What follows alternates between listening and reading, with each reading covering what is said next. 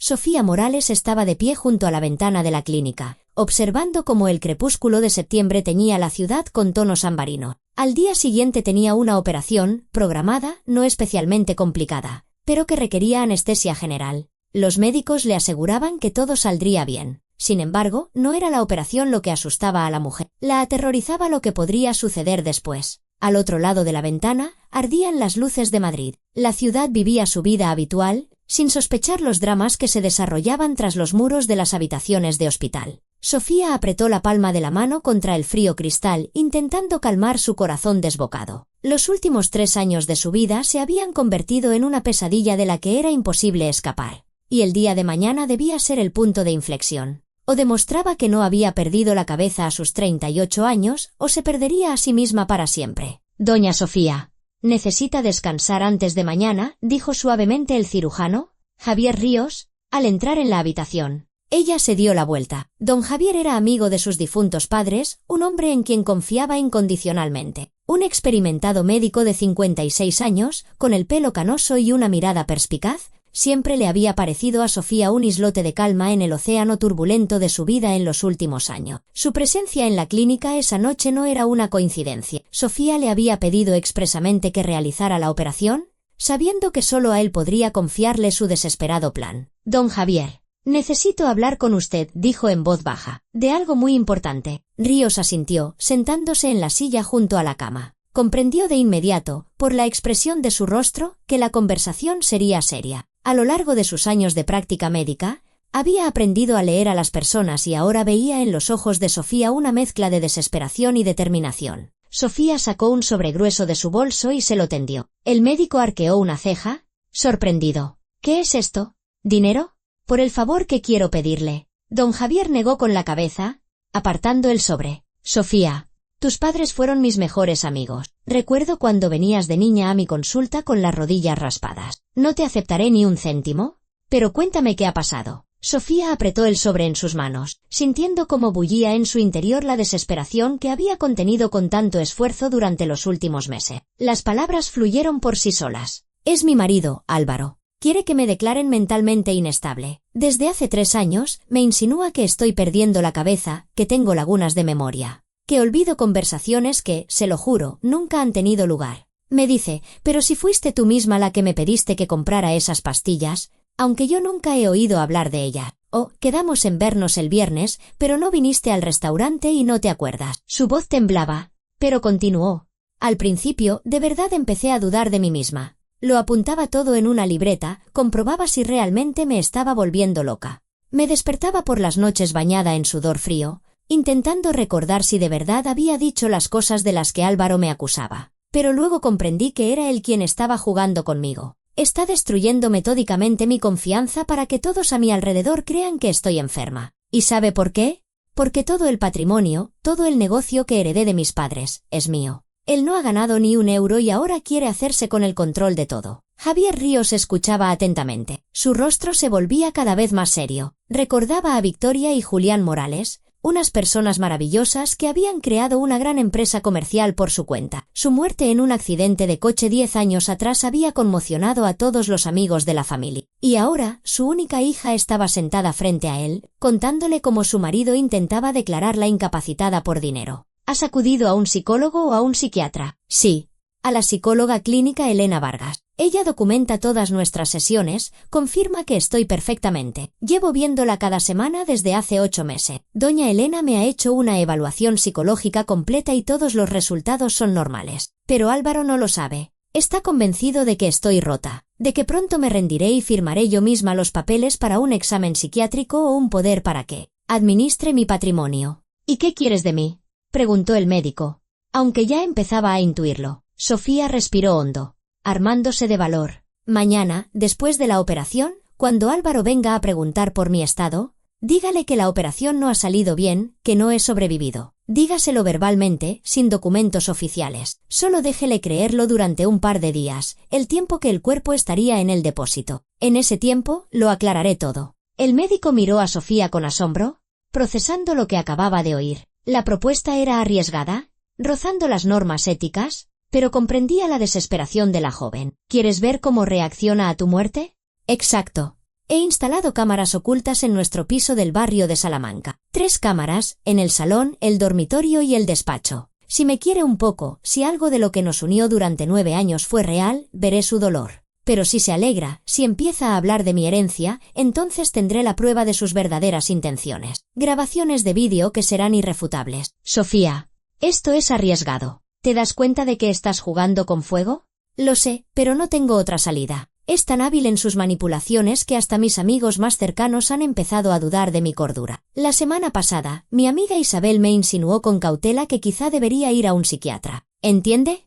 La ha convencido incluso a ella. Necesito pruebas irrefutables. Necesito que muestre su verdadera cara cuando crea que ya no estoy y que nadie lo controla. Don Javier guardó silencio durante un minuto, sopesando los pros y los contras. Había visto demasiadas tragedias humanas en su vida. Sabía de lo que era capaz la gente por dinero y poder. ¿Y si Sofía decía la verdad?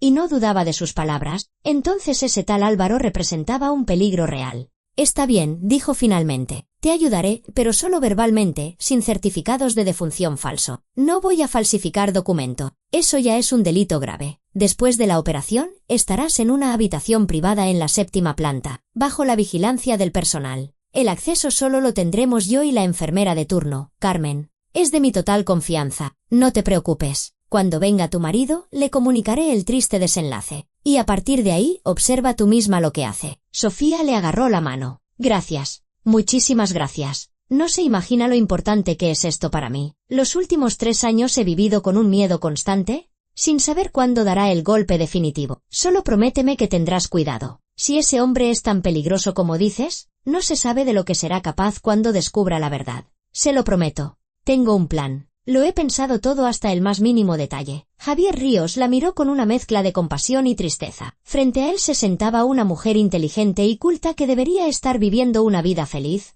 pero que en lugar de eso se veía obligada a tender trampas complejas para protegerse de su propio marido. La mañana de la operación comenzó con una niebla que envolvía Madrid en un denso velo. Sofía se despertó temprano, sintiendo una extraña calma. Había tomado una decisión y ahora solo quedaba esperar a que se cumpliera. La enfermera trajo los últimos análisis. El anestesista le hizo las preguntas habituales sobre alergias y enfermedades crónicas. Todo seguía el plan, ejecutado con automatismo. Álvaro apareció 1 hora antes de la operación. Un hombre apuesto de 42 años, con rasgos regulares y un pelo oscuro siempre impecablemente peinado, entró en la habitación con un ramo de rosas blancas y una expresión de preocupación. Llevaba un traje caro y olía a un perfume que la propia Sofía le había regalado tiempo atrás. En apariencia, era el marido ejemplar y atento. ¿Cómo te encuentras, cariño?, preguntó, besándola en la frente. Sofía se encogió por dentro. Ese cariño, que antes le parecía tierno,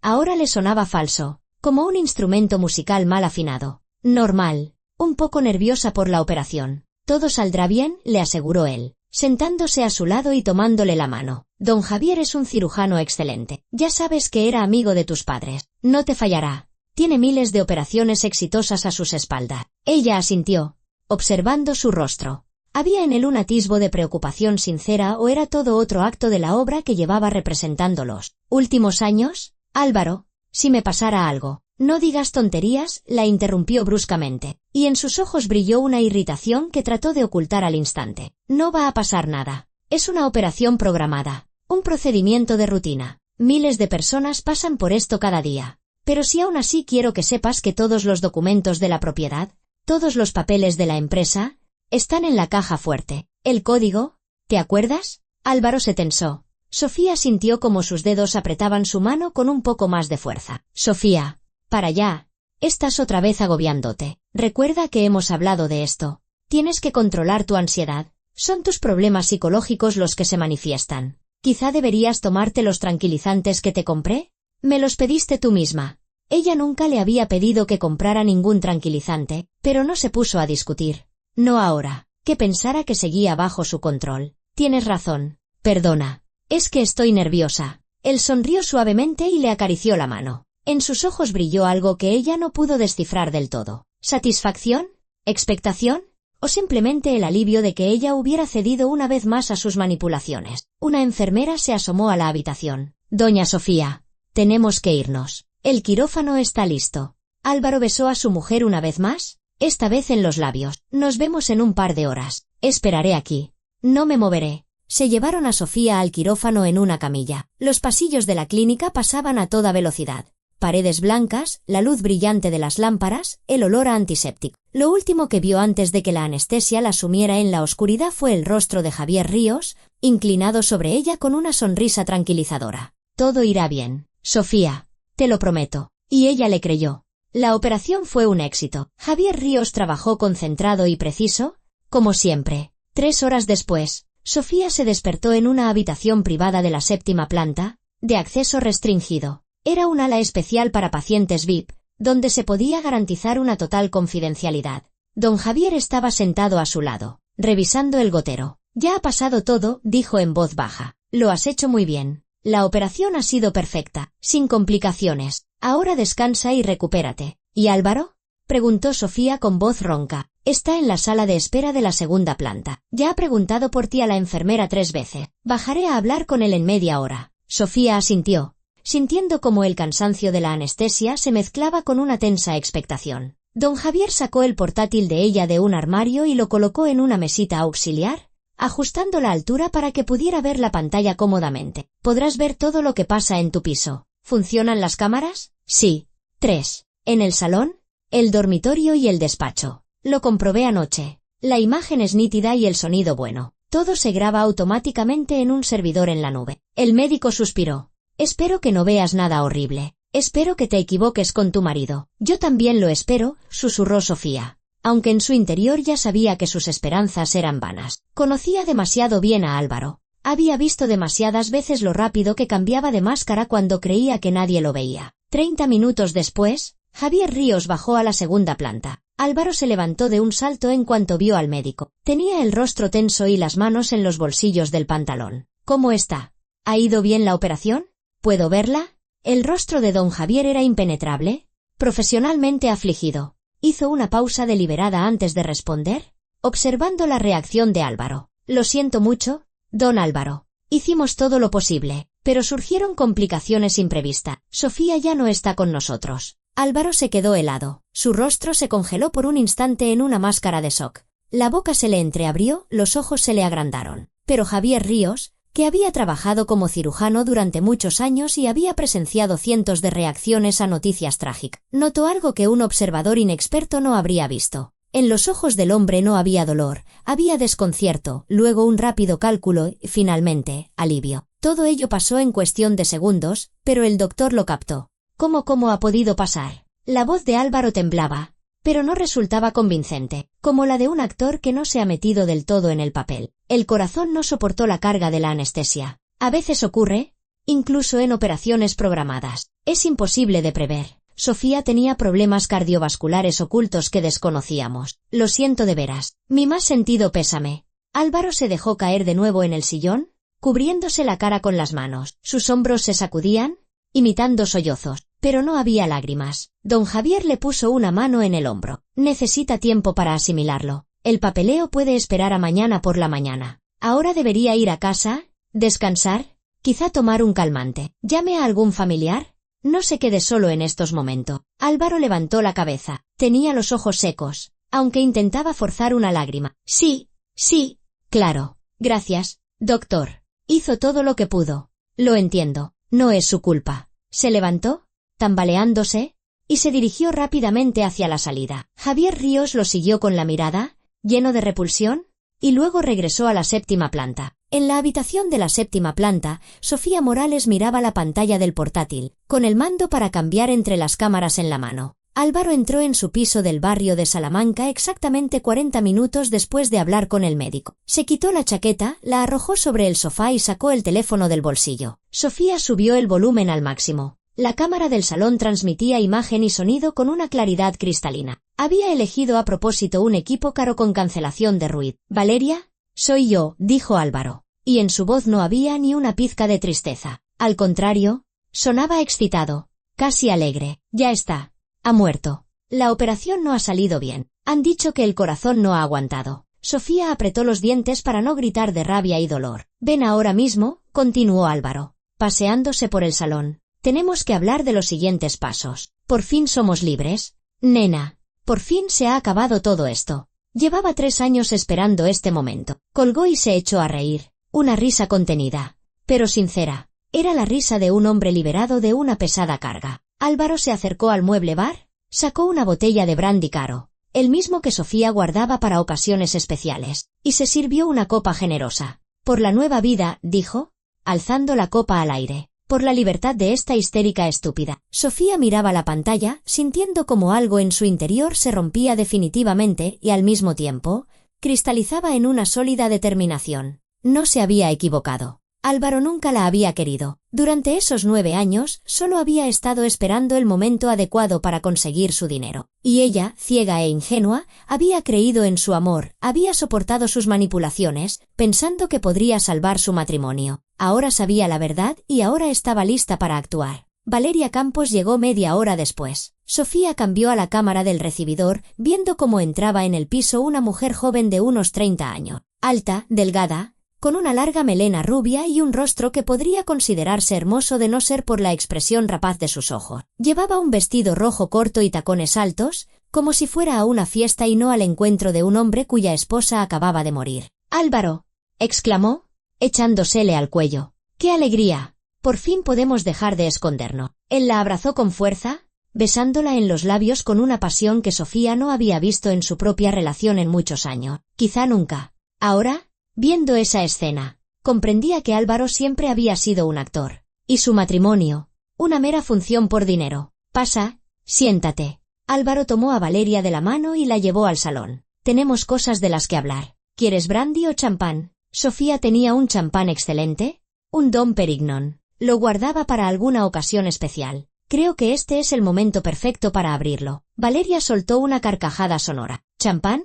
Definitivamente, champán. Estamos celebrando nuestra libertad». Sofía miraba la pantalla, sintiendo náuseas ante aquel espectáculo. Ni siquiera intentaban ocultar su alegría. No hubo ni un minuto de silencio en su memoria, ni una palabra de pesar, solo júbilo y la anticipación de dinero fácil. Álvaro regresó con una botella de champán y 2 copas. Sirvió. Le tendió una a Valeria y brindaron con un tintineo tan claro que el sonido llegó nítidamente a través de los altavoces del portátil. «Por nosotros», dijo Álvaro. «Por una nueva vida sin esa pesada», secundó Valeria. «Y por todo el dinero que ahora es nuestro». Bebieron, y Álvaro se dejó caer en el sofá, atrayendo a su amante hacia él. Pero Valeria no se demoró en sus brazos. Se sentó enfrente, cruzó las piernas y lo miró fijamente. «Álvaro, tenemos que hablar en serio. ¿Cuándo podrás tomar posesión de la herencia?». Él se quedó pensativo, sorbiendo el champán. «Normalmente, el proceso tarda 6 meses. Hay que esperar la autorización del notario, formalizar todos los documentos. Pero quiero actuar más rápido. Verás, Sofía tenía cuentas, inmuebles, una participación en la empresa. Si esperamos medio año a que todo se tramite oficialmente, podemos perder mucho. El mercado cambia rápido. ¿Y si intentamos hacer un poder notarial con fecha anterior?», sugirió Valeria, y en su voz sonó una perspicacia para los negocios. «Encontrar un abogado que por un buen dinero falsifique los documentos. Como si Sofía, antes de la operación, te hubiera otorgado un poder general para administrar todo su patrimonio». Álvaro negó con la cabeza. «Demasiado arriesgado. La falsificación de documentos notariales es un delito penal. Si se descubre, voy a la cárcel». «No, hay que hacerlo de otra manera». Sofía grababa cada palabra. Su portátil lo guardaba todo automáticamente en la nube, pero ella, además, anotaba los puntos clave en una libreta que tenía junto a la cama. Estaban discutiendo la falsificación de documento. Eso ya era una prueba directa de intenciones delictivas. «Vale», asintió Valeria. «Entonces pensemos qué podemos hacer ahora mismo». «¿Cuánto dinero en efectivo tenía en la caja fuerte?». «Unos 50.000 euros. Eso puedo cogerlo hoy mismo». Sofía siempre guardaba una buena suma en efectivo por si acaso. Era paranoica con las cuentas bancarias. Temía que las bloquearan. 50.000 es un buen comienzo, asintió Valeria. ¿Y el piso? ¿A nombre de quién está? De Sofía. Es propiedad suya, adquirida antes del matrimonio con el dinero de sus padres. Teníamos un acuerdo de separación de bienes, según el cual todo lo adquirido antes del matrimonio sigue siendo propiedad personal de cada uno. Entonces, el piso será tuyo. En la voz de Valeria sonó el triunfo. Lo será, porque soy el único heredero. Sofía no tiene pariente. ¿Sus padres murieron? No tenía hermanos ni hermanas. Todo me corresponde por ley. Pero, precisamente, se necesita tiempo para la tramitación. Valeria se levantó y se acercó a la ventana, contemplando el Madrid nocturno. ¿Y el coche? ¿El garaje? ¿La parcela? El coche está a su nombre. El garaje también. No tenía una casa de campo, pero sí una parcela en la Sierra de Guadarrama que compró hace un año. Pensaba construir una casa, pero no llegó a empezar. La parcela vale unos 150.000 euros. Todo eso está muy bien, dijo Valeria, pero lo principal no es eso. Lo principal es su participación en la empresa. ¿Cuánto vale? Álvaro sonrió con suficiencia. Eso sí que es dinero serio. Comercial Morales es la empresa que fundaron sus padres. La facturación anual es de unos 20 millones de euros. Sofía poseía el paquete de control, el 51%. El resto pertenece a accionistas minoritarios. Según los cálculos más modestos, su participación vale no menos de 5 millones de euros. Valeria abrió la boca, asombrada. ¿5 millones, Álvaro? ¿Te imaginas lo que podremos hacer con eso? ¿Podremos irnos al extranjero? ¿Comprar una villa en Italia? Vivir la vida que siempre hemos soñado. Lo sé, nena. Llevo pensando en ello los últimos 3 años, desde el día en que me di cuenta de que esa estúpida nunca me firmaría voluntariamente ni un poder para gestionar la plaza de garaje. Sofía tragó saliva con dificultad. 3 años. Eso significaba que Álvaro llevaba planeándolo 3 años. Justo entonces empezaron sus manipulaciones, sus intentos de convencerla de su propia locura. Todo ese tiempo había estado preparando metódicamente el terreno. Cuéntame. ¿Cómo lo hacías?, pidió Valeria, sentándose de nuevo en el sofá y acurrucándose junto a Álvaro. ¿Cómo la convencías de que se estaba volviendo loca? Hay que ser un verdadero psicólogo. Álvaro sonrió con aire de superioridad. Todo lo genial es simple. Empecé con pequeñas cosas, le cambiaba sus cosas de sitio y luego le decía que las había puesto ella y lo había olvidado. Movía los libros en las estanterías, cambiaba la configuración de su teléfono y afirmaba que lo había hecho ella misma. Le hablaba de citas y conversaciones que nunca existieron. Y cuando empezaba a dudar, yo, con la cara más honesta del mundo, la convencía de que lo olvidaba todo, de que necesitaba ayuda. Y ella se lo creía. Al principio se resistía, pero yo insistía. Cada día, gota a gota. ¿Sabes? Hay un término para eso, gaslighting. Abuso psicológico a través de la negación de la realidad. La víctima empieza poco a poco a dudar de su propia percepción del mundo. Y Sofía empezó a dudar. Se volvió ansiosa, nerviosa. Empezó a apuntarlo todo en una libreta para comprobarse a sí misma. Y eso no hizo más que reforzar mi plan. Todos veían que, efectivamente, estaba rara. Valeria meneó la cabeza con admiración. «Eres un genio. ¿Nunca sospechó nada?» «No. Es demasiado confiada, demasiado ingenua. Siempre lo ha sido. Por eso me casé con ella hace 9 años. Necesitaba una mujer con dinero que fuera fácil de manipular. Y Sofía era perfecta. Tranquila. Dulce, creyente en el amor y los valores familiares. La víctima ideal». Sofía cerró los ojos, sintiendo cómo las lágrimas le quemaban los párpados. Así que incluso al principio, cuando le pidió matrimonio, cuando le hablaba de amor, todo era mentira. Para él, ella solo era una fuente de ingreso, una tonta útil con una cartera abultada. ¿Y tuviste amantes antes?, preguntó Valeria con un ligero tono de celos. Tú eres la primera seria. Antes de ti, tuve aventuras pasajeras. Nada importante, pero cuando te conocí hace un año en aquella conferencia, supe que eras la mujer con la que quería estar. No te pareces en nada a Sofía. Eres fuerte, decidida, sabes lo que quieres de la vida. Te quiero a ti, susurró Valeria, besándolo. Se fundieron en un beso,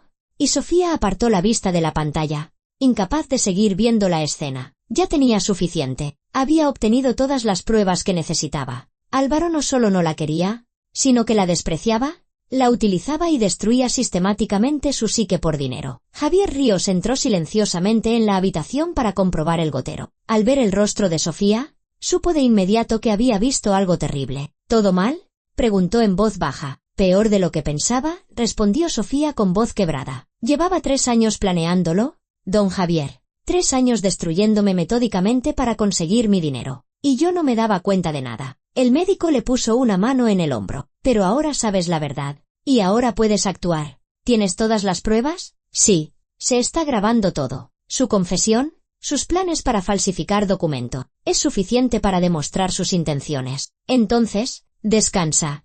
Necesitarás fuerzas para lo que viene. Sofía asintió, pero no podía apartar la vista de la pantalla. En ella, Álvaro y Valeria estaban sentados en el sofá, y su conversación se había vuelto aún más explícita. ¿Sabes qué es lo más gracioso?, decía Álvaro. Apenas podía contenerme todos estos años, sobre todo cuando empezaba con sus lloriqueos de que nos habíamos distanciado, de que ya no le decía piropo. Dios, cómo me apetecía gritarle a la cara que me daba asco. Pero no, tenía que aguantar, sonreír, fingir que me preocupaba. ¿Y en la cama qué tal?, preguntó Valeria con curiosidad. Aburrida, como un tronco. Nada que ver contigo, nena. Contigo me siento vivo. Sofía apretó los labios. Incluso su vida íntima, que ella consideraba normal, resultaba ser un castigo para él. Todo en su matrimonio era falso. Absolutamente todo. ¿Y si hizo testamento?, preguntó de repente Valeria. A lo mejor dejó algo a alguna fundación benéfica o a otra persona. Álvaro negó con la cabeza. No,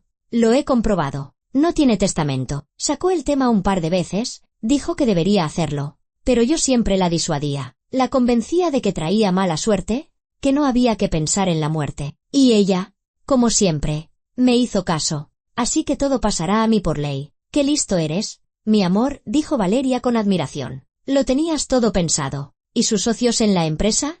¿No se opondrán a que te conviertas en el propietario del paquete mayoritario? Al contrario, estarán encantados. Sofía era de carácter blando. No gestionaba bien el negocio. Siempre cedía, temía tomar decisiones drásticas. Los últimos 2 años la empresa se ha estancado precisamente por su indecisión. Yo sí sé dirigir. Les enseñaré lo que es una gestión de verdad. Aunque no duraré mucho allí. En cuanto tramite todos los papeles, venderé mi participación y nos iremos al extranjero. ¿A Italia?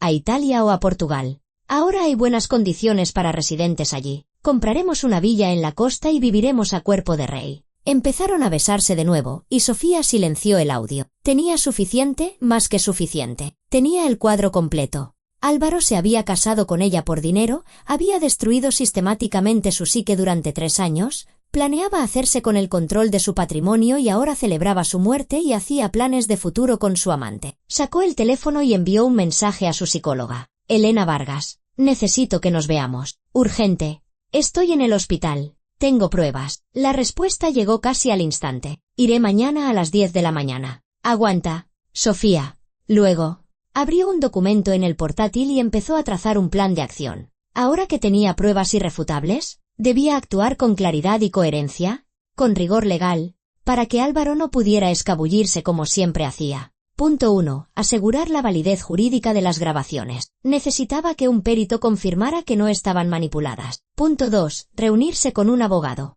Un buen abogado, especializado en derecho de familia y estafas. Punto 3. Preparar los informes de la psicóloga Elena, que confirmaran su cordura y el hecho del abuso psicológico sistemático. Punto 4. Presentar la demanda de divorcio, solicitando que las acciones de Álvaro fueran declaradas maliciosas. Punto 5. Acudir a la policía con una denuncia por intento de estafa. Sofía tecleaba rápidamente, sintiendo cómo la confianza crecía en su interior con cada línea. Ya no era una víctima indefensa. Ya no dudaba de su propia cordura. Sabía la verdad y tenía un plan. A la mañana siguiente, Elena Vargas llegó puntualmente a las 10. La psicóloga, una mujer de mediana edad con el pelo corto y unos atentos ojos castaños, entró en la habitación con una carpeta de documentos en la mano. Sofía, ¿cómo te encuentras?, preguntó, sentándose en la silla junto a la cama. Físicamente, bien. Emocionalmente no lo sé. He visto doña Elena. Ha sido horrible. Se alegraba de mi muerte. Hablaba con su amante de cómo gastar mi dinero. Confesó que llevaba 3 años destruyendo mi psique a propósito. Elena asintió. Vi tu mensaje. ¿Lo has grabado todo? Sí. Mire. Sofía abrió el portátil y reprodujo la grabación. Elena miró atentamente. Su rostro se ensombrecía por momento. Cuando la grabación terminó, miró a Sofía. Este es un caso de libro de abuso psicológico y gaslighting. Todo lo que me has contado estos últimos meses queda completamente confirmado por sus propias palabras. Sofía, con estas grabaciones podemos construir un caso muy sólido. ¿Me ayudará? Por supuesto. Tengo toda la documentación de nuestras sesiones, los resultados de los tests psicológicos, mis conclusiones sobre tu estado. Todo ello confirma que estás perfectamente cuerda y que has sido sometida a una presión psicológica sistemática. Estoy dispuesta a testificar en el juicio. Sofía sintió una cálida oleada de gratitud. Gracias. Muchísimas gracias. Ahora necesitas un buen abogado. Conozco a uno. Mateo Aguirre. Se especializa en derecho de familia y casos de estafa. Es muy competente. Duro. No dejará que te hagan daño. ¿Puede contactar con él? Ya lo estoy haciendo. Le he escrito un mensaje. Estará aquí a las 2 de la tarde. Sofía sonrió por primera vez en 24 horas. Es usted increíble. Solo hago mi trabajo. Mi labor es ayudar a la gente a salir de relaciones tóxicas. Y tu caso es uno de los ejemplos más claros de lo peligroso que puede ser el abuso emocional. Discutieron los detalles durante 1 hora más. Elena le explicó las posibles consecuencias legales para Álvaro, qué pruebas adicionales debían reunir, cómo comportarse cuando se descubriera la verdad.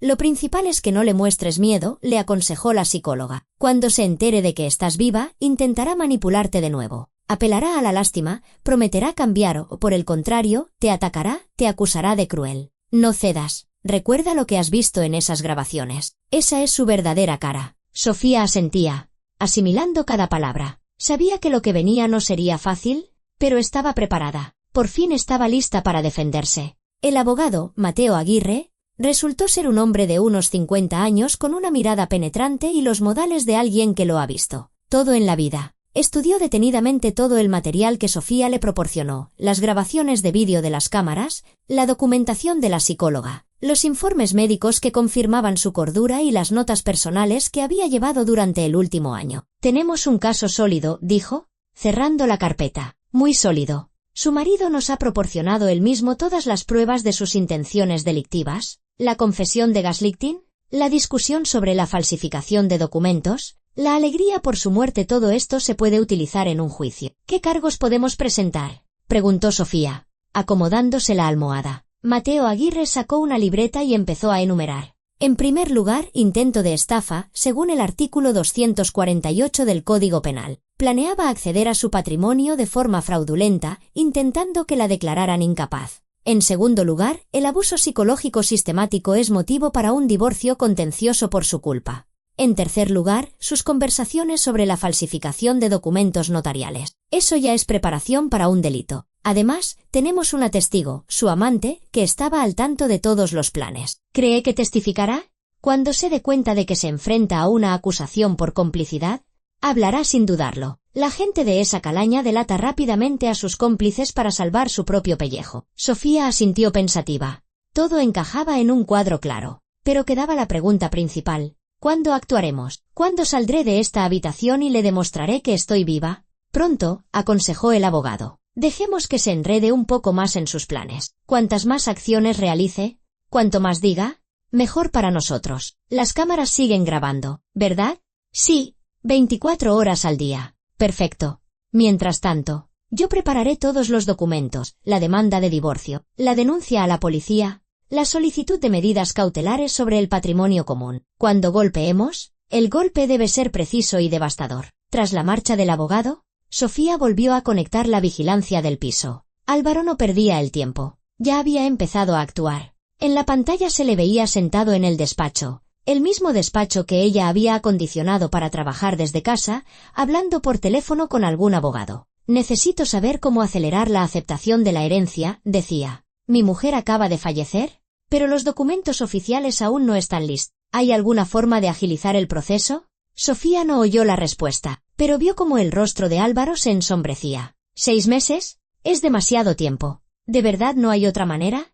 Una pausa. Entendido. Bien, gracias por la consulta. Colgó el teléfono y maldijo entre dientes. Luego marcó otro número. Al parecer el de Valeria. Nena, tenemos un problema. Los abogados dicen que el proceso de herencia tardará al menos 6 meses. Incluso si encuentro formas ilegales de acelerarlo, se irán 3 o 4 meses. Y no quiero esperar tanto. Escuchó la respuesta y negó con la cabeza. No, falsificar el poder es demasiado peligroso. He llamado a 3 abogados y todos se han negado. Dicen que la firma de Sofía es compleja. Y los notarios ahora están muy vigilantes. Si se descubre la falsificación, me caerá una pena de prisión real. Otra pausa. ¿Sabes qué?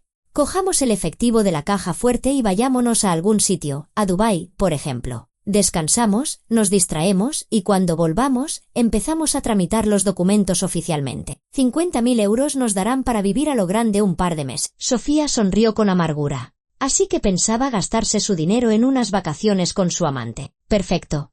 Otra prueba más para el juicio. Al día siguiente, Álvaro realizó múltiples acciones, cada una registrada por las cámaras. Forzó la caja fuerte y se llevó todo el dinero en efectivo. Habló por teléfono con los socios de Sofía en la empresa, informándoles de su muerte e insinuando que ahora él dirigiría el negocio. Compró billetes a Dubái para la semana siguiente, para él y para Valeria. Incluso empezó a empaquetar las cosas de Sofía, metiéndolas en cajas, claramente planeando deshacerse de todo lo que le recordara a su esposa. Por la noche, se reunió de nuevo con Valeria, y sus conversaciones se volvieron cada vez más explícitas. Discutían qué piso comprarían en Italia, qué coche, cómo organizarían su nueva vida. Álvaro incluso le mostró a su amante una lista del patrimonio de Sofía, detallando el valor de cada partida. «Mira, este es el piso, unos 2 millones de euros al precio de mercado actual», decía, señalando la pantalla del portátil. El coche, 45.000, la parcela, 150.000, la participación en la empresa,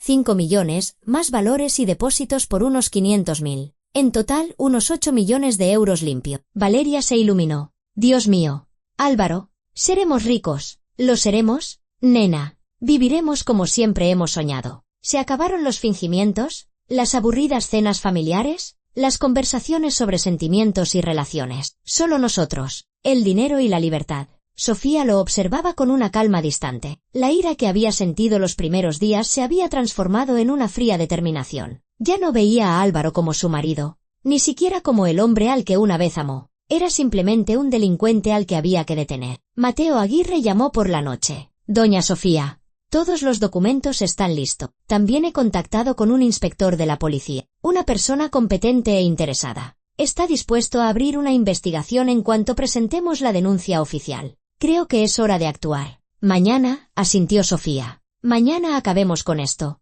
La mañana del día del ajuste de cuentas amaneció clara y soleada. Sofía se despertó con la sensación de tener una cuerda tensa en su interior, a punto de vibrar. Hoy todo se decidiría. Javier Ríos pasó a comprobar su estado y asintió con aprobación. «¿Estás lista? Físicamente, te has recuperado por completo de la operación. Las intervenciones laparoscópicas no son tan traumáticas como las abiertas. Hoy te doy el alta». «Lista», respondió Sofía con firmeza. A las 11 llegaron a la clínica Elena Vargas y Mateo Aguirre. Los tres repasaron el plan de acción una vez más. Primero, Elena iría a casa de Álvaro con un pendrive que contenía un mensaje en vídeo de Sofía. Eso sería el primer shock. Luego, mientras Álvaro y Valeria veían la grabación, aparecería la propia Sofía. El abogado permanecería cerca por si la situación se descontrolaba. «¿Estás segura de que no se pondrá agresivo?», preguntó Mateo Aguirre. «Álvaro no es de los que usan la violencia física», respondió Sofía. «Es un manipulador, no un matón. Lo máximo que hará será intentar convencer a todos de que estoy realmente loca y que he montado todo esto. Para eso tenemos los informes de la psicóloga y los médicos. Y las grabaciones de sus propias confesiones. Le será difícil escabullirse». A las 2 de la tarde, Elena Vargas llamó al timbre del piso. Sofía y el abogado esperaban en un coche en el patio, observando la escena a través de las cámaras. Álvaro abrió la puerta, vestido con un chándal. Su rostro mostraba sorpresa. «Buenas tardes. Soy Elena Vargas, psicóloga. ¿Puedo hablar con usted? ¿Psicóloga? ¿Para qué?» Álvaro estaba claramente desconcertado. «Es sobre Sofía Morales. ¿Puedo pasar?» «Es importante». Álvaro la dejó entrar. Valeria estaba sentada en el sofá del salón, hojeando una revista. Al ver a la desconocida, se puso en guardia. «¿Quién es?», le preguntó a Álvaro. «Una psicóloga. Dice que es por lo de Sofía». Elena se sentó en un sillón frente al sofá y sacó un pendrive de su bolso. «Doña Sofía acudió a mí en busca de ayuda psicológica durante los últimos 8 meses. Antes de la operación, me pidió que le entregara algo, por si algo salía mal. Pero ella», empezó Álvaro y se calló, sin saber cómo continuar. «Ha muerto». «Sí, lo sé. Por eso estoy aquí». Les grabó un mensaje en vídeo. «Creo que deberían verlo». Álvaro cogió el pendrive, examinándolo con recelo, y luego lo insertó en el portátil que estaba sobre la mesa de centro. En la pantalla apareció el rostro de Sofía. Estaba sentada en la habitación del hospital, pálida pero serena. «Álvaro, si estás viendo esto, significa que ya no estoy», comenzó, con la voz firme, sin emoción. «Quiero que sepas que no estaba loca. Todo lo que me dijiste durante los últimos 3 años era mentir. Me manipulaste, destruiste mi confianza. Intentaste convencerme a mí y a los demás de que estaba perdiendo la cabeza. Pero estaba perfectamente cuerda. Tengo un informe psicológico que lo demuestra». El rostro de Álvaro palideció. Valeria miraba desconcertada de la pantalla a él. «Si te alegras de mi muerte», continuó Sofía, «significa que todo lo que sospechaba es cierto. Querías mi dinero, querías mi patrimonio y, quizá, querías mi muerte. Grabo este mensaje porque quiero que se sepa la verdad, que todos sepan quién eras en realidad». La grabación terminó. Álvaro estaba sentado, inmóvil, como petrificado. Valeria se levantó de un salto. ¿Qué significa esto? ¿De qué habla? Dijiste que era inestable. Esto es algún error, balbuceó Álvaro. Elena, con calma, sacó una carpeta de su bolso. No hay ningún error. Aquí está el informe sobre el estado mental de doña Sofía. Aquí están las actas de nuestras sesiones. Aquí están los resultados de los tests. Estaba completamente sana. La psicóloga sacó otro pendrive. Y aquí, una grabación de sus conversaciones durante los últimos días. Sofía instaló cámaras en el piso. Todo lo que han dicho está grabado. Álvaro se abalanzó, intentando arrebatarle el pendrive, pero Elena retiró la mano rápidamente. Es inútil. Hay copias en poder de los abogados, de la policía y de un notario. Ya no se puede borrar nada. Eso es ilegal, gritó Álvaro. ¿No se puede grabar a la gente sin su consentimiento? ¿Se puede?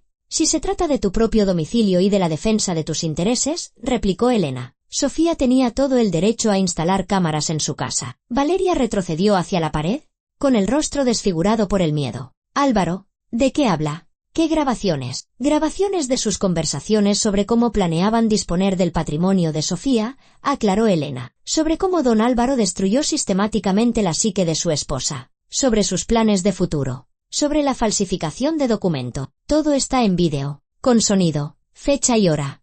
En ese momento, la puerta del piso se abrió. En el umbral estaba Sofía. Llevaba un sencillo vestido oscuro, el pelo recogido y el rostro pálido pero decidido. Álvaro se giró al oír abrirse la puerta y se quedó helado. Su cara se contrajo de puro terror. ¿Cómo? ¿Estás viva?, susurró, retrocediendo. Sofía entró en el salón y cerró la puerta tras de sí. Su mirada era fría como el hielo. No he muerto, Álvaro. La operación fue un éxito, pero le pedí al médico que te dijera que había muerto. Quería ver tu reacción. Y la he visto. Esto es una broma, la voz de Álvaro temblaba. Lo has montado todo. ¿Realmente estás loca? No, respondió Sofía con calma. Estoy perfectamente cuerda. Tengo todos los informes médicos que lo demuestran. Pero tú, Álvaro, tienes un gran problema. Porque en estos últimos días me has proporcionado pruebas más que suficientes de tus intenciones delictivas. De repente, Valeria gritó. Yo no lo sabía. Te juro que no sabía que estabas viva.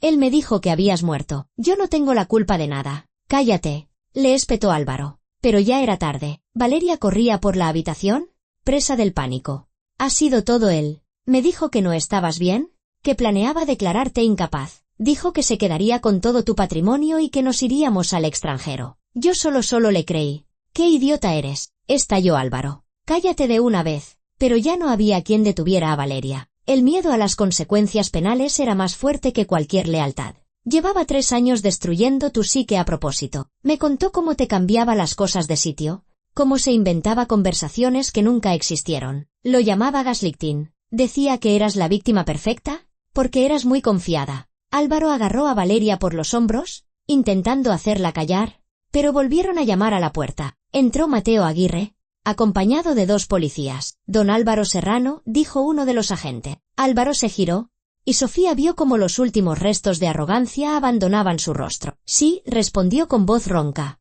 Tenemos una denuncia por intento de estafa y maltrato psicológico. Tendrá que acompañarnos para prestar declaración. Esto es absurdo, intentó protestar Álvaro. Mi mujer ha fingido su propia muerte. Es ella la que debería responder. Su mujer tenía todo el derecho a proteger sus intereses, intervino el abogado. El médico no emitió ningún documento falso, solo le transmitió verbalmente la información que ella misma le pidió que le transmitiera. No ha habido ninguna ilegalidad por su parte, pero sus acciones, la discusión sobre falsificar documentos, los planes para apoderarse del patrimonio mediante engaño, el maltrato psicológico sistemático, todo eso está documentado y se usará en su contra. Álvaro se desplomó en el sofá, cubriéndose la cara con las manos. Valeria sollozaba en un rincón. Sofía permanecía en medio del salón, su salón, en su piso, sintiendo cómo se desvanecía de sus hombros el peso de 3 años de miedo y dudas constante. No estoy loca, dijo en voz baja. Nunca lo he estado. ¿Y tú,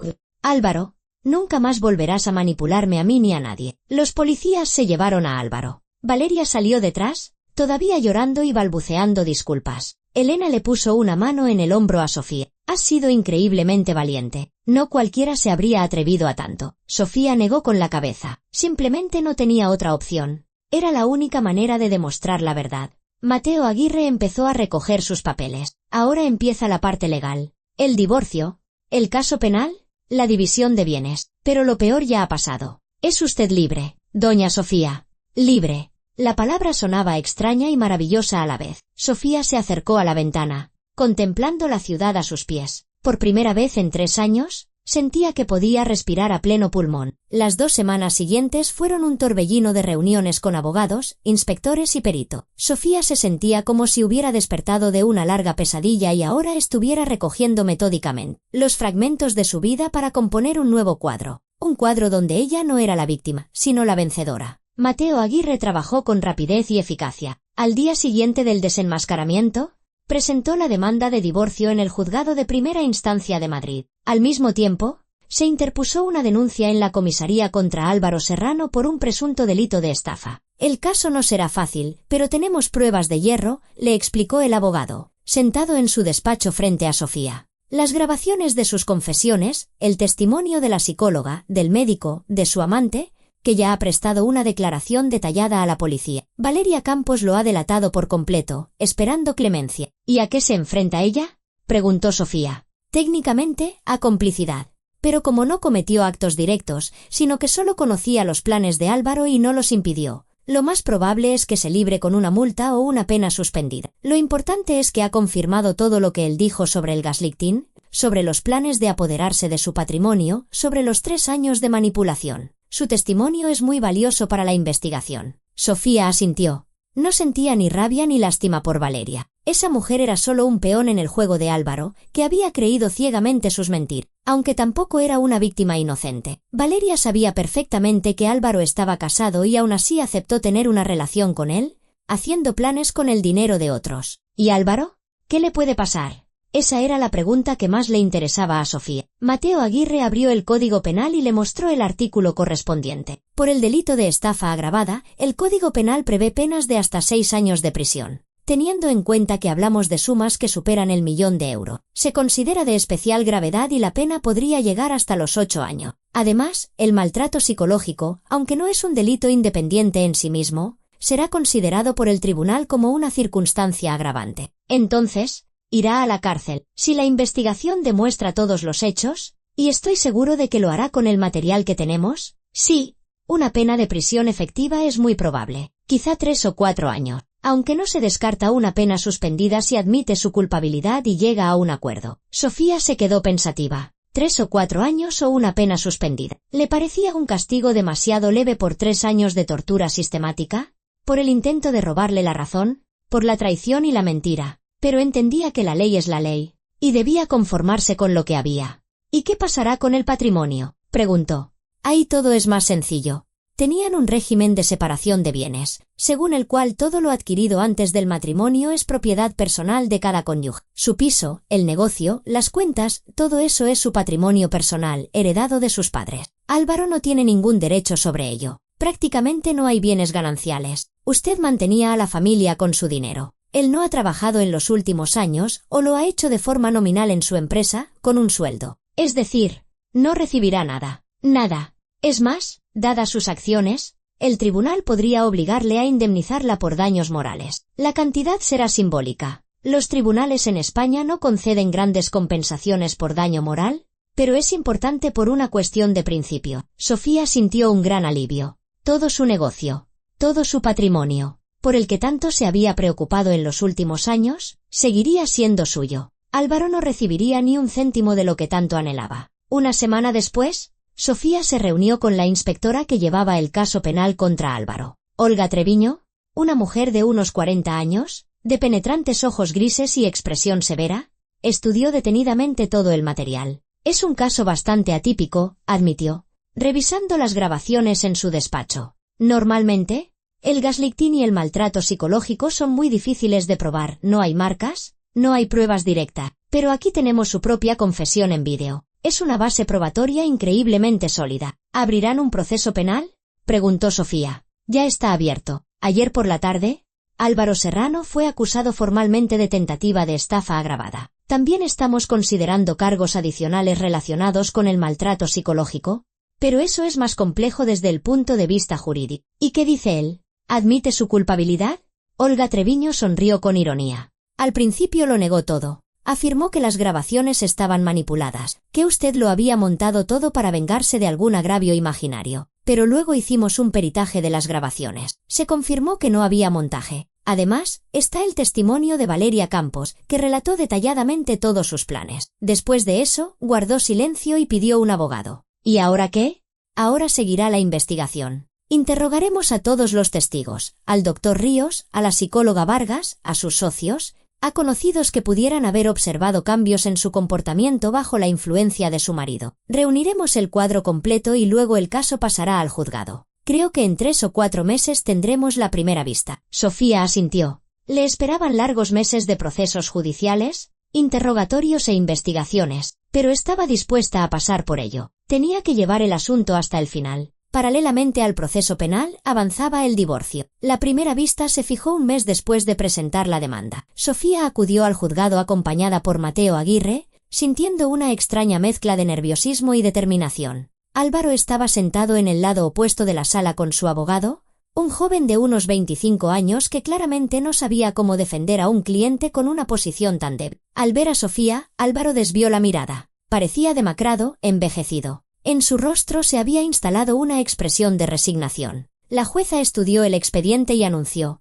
se procede a la vista del caso de divorcio entre Sofía Morales Herrera y Álvaro Serrano Gómez. La demandante solicita la disolución del matrimonio, declarándolo efectivamente extinguido por culpa del demandado, así como una indemnización por daños morales de 10.000 euros. ¿El demandado se opone? El abogado de Álvaro se levantó. Señoría, mi cliente admite que el matrimonio está roto y no se opone al divorcio. Sin embargo, considera que la reclamación por daños morales es infundada y excesiva. ¿Motivos de la reclamación? Se dirigió la jueza a Mateo Aguirre. El abogado se puso en pie y expuso el caso: 3 años de maltrato psicológico, gaslighting, el intento de apoderarse del patrimonio declarando a la demandante incapaz, la alegría por su supuesta muerte. Todo ello quedaba acreditado por las grabaciones de vídeo que presentó al tribunal en un pendrive, así como por el testimonio de los testigos. La jueza visionó parte de las grabaciones allí mismo. Una expresión de repugnancia apareció en su rostro al oír a Álvaro y Valeria discutir sus planes sobre la herencia apenas un día después de la supuesta muerte de Sofía. Demandado: ¿puede explicar algo sobre estas grabaciones?, preguntó. Álvaro se levantó, con la voz temblorosa. Señoría, estaba en shock por la muerte de mi mujer. No sabía lo que decía. Fue una reacción defensiva de mi psique. Una reacción defensiva en forma de discusiones sobre la venta de bienes y la planificación de unas vacaciones. ¿Con su amante? La jueza claramente no le creía. ¿Y la confesión de 3 años de gaslighting también es una reacción defensiva? Álvaro guardó silencio, con la cabeza gacha. Bien, continuó la jueza, señalo una nueva vista para dentro de 2 semanas. Para entonces, solicito que se presenten el informe psicológico sobre el estado de la demandante, los informes médicos que acrediten su cordura y las declaraciones de todos los testigos. Se levanta la sesión. Al salir de la sala, Sofía se sintió agotada. El proceso era extenuante. Cada palabra dicha en la sala removía recuerdos dolorosos, pero sabía que tenía que pasar por ello. La segunda vista tuvo lugar 2 semanas después. Esta vez, fueron citados como testigos Elena Vargas y Javier Ríos. La psicóloga relató detalladamente las sesiones con Sofía, los resultados de los tests psicológicos, los indicios de maltrato psicológico sistemático que había observado. Doña Sofía vino a mi consulta en febrero de este año, explicó Elena, de pie ante el tribunal. Se encontraba en un estado de gran ansiedad, dudaba de su propia cordura. En la primera sesión comprendí que estaba ante una víctima de gaslighting, un caso de manual. Su marido le había inculcado sistemáticamente que olvidaba sucesos, confundía hechos, percibía la realidad de forma inadecuada. Pero todos los tests psicológicos demostraron que estaba perfectamente cuerda y mentalmente sana. Es decir, ¿usted afirma que doña Sofía no tenía ninguna alteración psíquica?, precisó la jueza. Exactamente. Lo único que tenía era un trastorno de ansiedad provocado por la constante presión psicológica de su marido. Pero eso es una reacción a circunstancias externas, no una enfermedad interna. En cuanto se eliminó la fuente de estrés, es decir, tras desenmascarar a su marido, su estado mejoró notablemente. A continuación, declaró Javier Ríos. Habló de la petición de Sofía de fingir su muerte y explicó por qué había aceptado ayudar. Conozco a esa chica desde que era una niña, dijo el médico. Conocí a sus padres. Cuando acudió a mí con esa petición, al principio me quedé perplejo, pero luego comprendí que se encontraba en una situación límite. Su marido la manipulaba con tal habilidad que hasta sus amigos más cercanos habían empezado a dudar de su cordura. Necesitaba pruebas irrefutables de sus verdaderas intenciones. Y decidí ayudar, sin infringir la ley. No emití ningún documento falso, solo transmití verbalmente la información sobre la supuesta operación fallida. ¿No considera que fue poco ético por su parte?, preguntó la jueza. Considero que era la única forma de proteger a una paciente del maltrato psicológico y de una posible estafa. Soy médico. Mi primer deber es no hacer daño. Y creo que ayudé a doña Sofía a evitar un daño grave. La jueza escuchó a todos los testigos, examinó todos los documentos y se retiró a deliberar. Una hora después, regresó con la sentencia. El tribunal decreta la disolución del matrimonio entre Sofía Morales Herrera y Álvaro Serrano Gómez, declarándolo efectivamente extinguido por culpa del demandado. Se condena a Álvaro Serrano Gómez a indemnizar a Sofía Morales Herrera con la cantidad de 5.000 euros por daños morales. El patrimonio perteneciente a la demandante antes del matrimonio seguirá siendo de su propiedad personal. La sentencia puede ser recurrida en el plazo de un mes. Sofía exhaló. El divorcio estaba hecho. Ya no era la esposa de Álvaro Serrano. Volvía a ser Sofía Morales, una mujer libre. El proceso penal avanzó más lentamente. La instrucción duró 4 meses. Durante ese tiempo, se interrogó a todos los testigos, se realizaron peritajes y se recopilaron todas las pruebas. Valeria Campos recibió una pena de 1 año de prisión suspendida por complicidad. El tribunal tuvo en cuenta que había colaborado con la investigación y no había sido la instigadora del delito. Álvaro, por su parte, se sentó en el banquillo a principios de verano. El juicio fue breve. Admitió parcialmente su culpabilidad, reconoció haber manipulado a su mujer, pero negó haber planeado apoderarse de su patrimonio de forma ilegal. Afirmó que solo quería ayudarla a gestionar el negocio, ya que ella era emocionalmente inestable. Pero las grabaciones de vídeo hablaban por sí solas. El fiscal leyó citas de las conversaciones de Álvaro con Valeria, donde hablaba explícitamente de sus planes para hacerse con el control del patrimonio de Sofía, de su alegría por la muerte de ella, de los 3 años de manipulación. La defensa no pudo oponer nada a esas pruebas. El veredicto se dictó una semana después del inicio del juicio. Álvaro Serrano fue declarado culpable de tentativa de estafa agravada y condenado a 3 años de prisión, con suspensión de la pena condicionada a un periodo de prueba de 3 años. También fue obligado a pagar una multa de 3.000 euros. Mateo Aguirre habló con Sofía justo después de la sentencia. 3 años de pena suspendida. No irá a la cárcel, pero estará bajo vigilancia. Cualquier infracción de la ley y lo enviarán directamente a prisión. Además de la multa y la inhabilitación para trabajar en el sector financiero durante 5 años. Es poco, en la voz de Sofía sonó la decepción. Lamentablemente, sí. El tribunal ha tenido en cuenta que no llegó a consumar el delito, que admitió su culpabilidad, que no tiene antecedente. En estas circunstancias, la suspensión de la pena es una práctica habitual. Pero lo principal es que no ha conseguido su dinero. Se le ha privado de la posibilidad de acosarla. Ha sido desenmascarado públicamente. Todo el mundo sabe quién es en realidad. Después del juicio, Sofía se fue a casa, a ese mismo piso donde se había desarrollado todo el drama. Ahora solo vivía ella allí. Álvaro se había mudado justo después del escándalo, a casa de su hermano en un pequeño apartamento en las afueras de Madrid. Según los rumores, dormía en un sofá-cama en el salón. La reputación de Álvaro estaba destruida. Ninguno de sus conocidos le dirigía la palabra. Se había convertido en un paria. Sofía no sentía lástima por él. Había recibido lo que merecía. Quizá el castigo no había sido tan severo como le hubiera gustado, pero se había hecho justicia. Y eso era suficiente. La tarde del día en que se dictó la sentencia, Sofía invitó a su casa a Elena Vargas y Javier Ríos. Estaban sentados en su salón, bebiendo vino y hablando del futuro. ¿Qué piensas hacer ahora?, preguntó Elena. Vivir, respondió Sofía. Simplemente, solo vivir. Sin miedo, sin mirar atrás. Quiero dedicarme al negocio en serio. Hacer crecer la empresa de mis padres. Quiero viajar. Quizá algún día vuelva a enamorarme, pero no pronto. Necesito tiempo para recuperarme. Lo conseguirás, dijo Javier Ríos con seguridad. Ya has demostrado que eres más fuerte de lo que pensabas. Has pasado por un infierno y has salido vencedora. Sofía sonrió. Sí, había vencido. Había ganado al manipulador con sus propias armas, con el engaño. Les había demostrado a todos, y sobre todo a sí misma, que no estaba loca, que no era débil ni indefensa. Era una mujer inteligente y decidida, capaz de protegerse a sí misma y a su legado. Y por delante tenía toda una vida. Una vida sin Álvaro, sin sus mentiras, sin la tensión constante. Una nueva vida que construiría ella misma, bajo sus propias condiciones.